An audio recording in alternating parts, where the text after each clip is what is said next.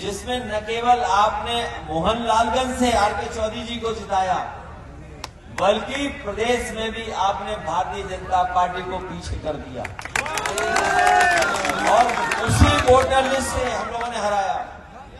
जब इन्हें पता लग गया कि इस वोटर लिस्ट से हार रहे हैं, तो ये दांव मारना चाहते हैं वोटर लिस्ट में।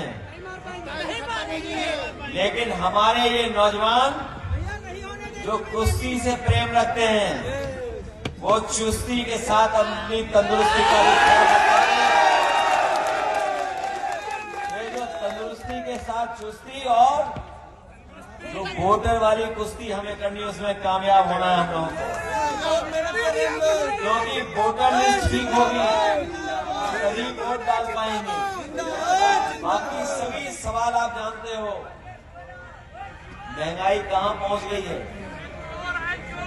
बेरोजगारी कहां पर है, अन्याय कितना है, और ये जो सड़क बन रही है, ये सड़क जो कब बननी थी बताइए आप लोग?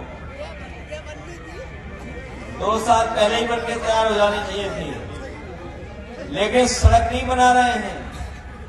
सड़क बनाने के बहाने बजट निकाल रहे हैं उसमें से, और बजट इसलिए निकाल रहे हैं क्योंकि वो अपनी जेब भरना चाहते हैं।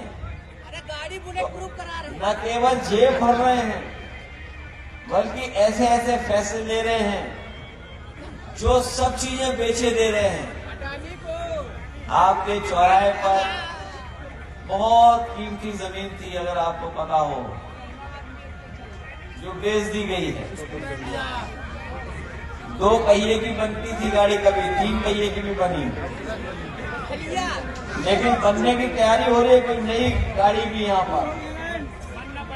हम तो ये कहते हैं कि बनाओ गाड़ी, लेकिन पैसा ना बनाओ।